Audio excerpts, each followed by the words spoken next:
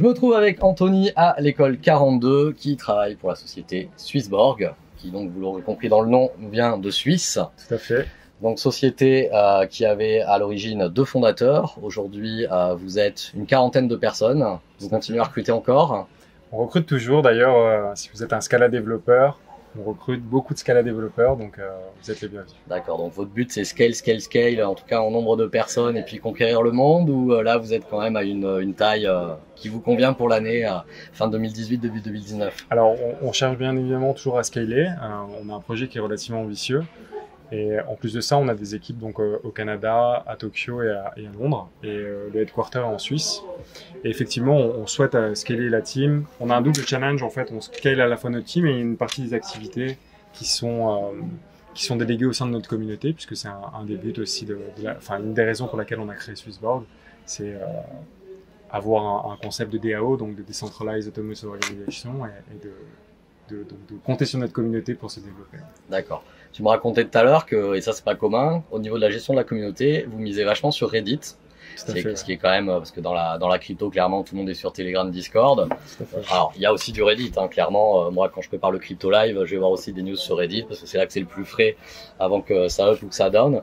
Mais vous, particulièrement, vous avez en plus un espèce de système de points de fidélité. Tout à fait, oui. Alors, on a appelé ça un Swarm Intelligence Programme. La Swarm Intelligence, en 2 mots, c'est comment on peut, à partir de résultats individuels, faire émerger une intelligence supérieure. Et ça rejoint cette notion de communauté. Donc, peut-être que plus ensemble, on va plus loin. Et c'était notre idée initiale. Et c'est vrai qu'on aime bien la plateforme Reddit, puisque même si c'est pas la plus sexy, on va dire visuellement, c'est une plateforme qui permet d'avoir un système de comptabilité interne, qui permet de mesurer qui permet de mesurer l'activité d'un membre de la communauté avec ce qu'on appelle des karma points. Et on a associé un système donc de reward avec ces karma points. Donc les membres de la communauté qui sont très actifs, qui sont le plus actifs, et on a un post qui explique très bien ça, reçoivent mensuellement donc un reward en fonction de leur activité. Qu'est-ce que tu pourrais dire aux gens là qui sont, donc on est début décembre 2018, aux gens qui voient le Bitcoin tomber gentiment mais sûrement vers les 3000 euros, alors qu'on était à 19 000 l'an dernier, pour les sécuriser sur le côté technologie blockchain par rapport à cours du Bitcoin, pour vraiment décorréler les deux, avec vraiment ce focus qu'on voit sur toutes les conférences parisiennes sur les user cases, donc sur les cas d'usage concrets et réels de la blockchain, pour vraiment essayer de les décorréler de ce sacro-saint cours du Bitcoin dont les médias ne parlent que de ça finalement, dans les médias grand public. Donc quel est ton avis là-dessus pour sécuriser les gens qui ont envie de s'intéresser à la crypto-monnaie, à la blockchain, et pas seulement de voir passer ce petit cours du Bitcoin dans les médias mainstream? Alors c'est vrai que, bon, déjà dans l'absolu, 3000 $, quand on s'éloigne un peu plus et qu'on reprend le cours du Bitcoin au début de l'année 2017, qui était plutôt aux alentours des 450 $, ça reste une performance, on va dire, honnête pour un investissement sur 2 ans. Donc ça, c'est un point. Donc la performance est toujours relative au télescope, enfin la période de temps sur laquelle on le regarde. Néanmoins, je dirais que c'est vrai que ça, c'est une vision très financière. Donc il y a le prix lui-même du Bitcoin, c'est vrai qui est relativement décevant cette année. Mais malgré tout, la technologie est bonne. Et je dirais peut-être qu'aussi, c'est révélateur du télescopage entre, on va dire, l'afflux d'informations qu'on a eu au milieu de l'année dernière et à la fin de l'année dernière. Et qui quelque part juste, je veux dire, on n'a jamais aussi vu des cas d'application comme tu le rappelais dans la blockchain. Donc les entreprises se mettent en marche, les institutionnels se mettent en marche, il y a de plus en plus de projets qui se mettent en marche aussi. Mais après, ça se télescope avec la réalité du développement. Comme tu le sais, puisque tu viens d'un milieu technologique, les projets mettent du temps à se développer. Et quand on veut développer quelque chose qui est solide, ça prend énormément de temps. Ça prend toujours beaucoup plus de temps que ce qu'on imagine. Donc, je dirais c'est peut-être un rattrapage entre la réalité de développer quelque chose qui peut scaler pour le futur, et puis l'euphorie du moment d'investir. Malgré tout, voilà, la technologie est bonne. Et puis, si je reviens donc dans l'aspect financier en lui-même, c'est souvent dans ces moments-là, je sais que personne ne va acheter quand c'est au plus bas et tout le monde va acheter quand c'est au plus haut, mais la réalité c'est que généralement quand il y a des assèchements de liquidités comme on voit aujourd'hui, donc très peu d'acheteurs, c'est souvent le moment où il y a des opportunités en fait. Voilà. Et je pense qu'un bon exemple qu'on a eu ces 10 dernières années, c'est par exemple l'immobilier en Floride, qui tombaient à des barres, à des plus bas qui étaient potentiellement ridicules, puisqu'on a des maisons qui se vendaient moins cher que les matériaux pour les construire. Et voilà, aujourd'hui, il y a eu un effet de rattrapage. Donc, tout dépend. Bien sûr, je veux pas donner de conseils d'investissement. Il appartient à chacun de faire sa propre idée, mais néanmoins, c'est aussi dans ces moments-là, quand on est confortable sur l'horizon de temps et confortable dans ce qu'on investit, et la technologie de la blockchain est là pour rester, c'est certain. Voilà, il y a des opportunités. Donc vous, chez Swissborg, vous vous adressez aux particuliers comme aux entreprises.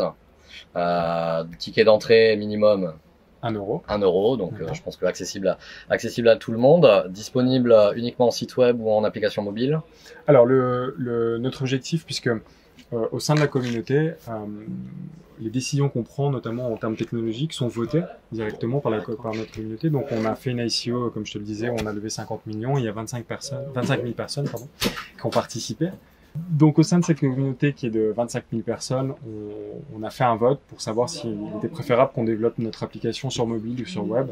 Et c'est le mobile qui a triomphé. Donc on est en plein développement de mobile. C'est moins simple que du web, mais néanmoins on pense qu'effectivement c'était assez juste de faire ce choix-là. Ok, je suppose que vous attendez que 2019 les fonds institutionnels rentrent. Est-ce que vous allez bénéficier de l'effet BAKKT fin janvier, Nasdaq et compagnie, ou des ETF, ou pas du tout, de ce gros argent qui va faire exploser le market cap mondial qui est en train de frôler avec uniquement les 100 milliards. On était à 200 milliards il y a un mois, on était à beaucoup plus il y a un an.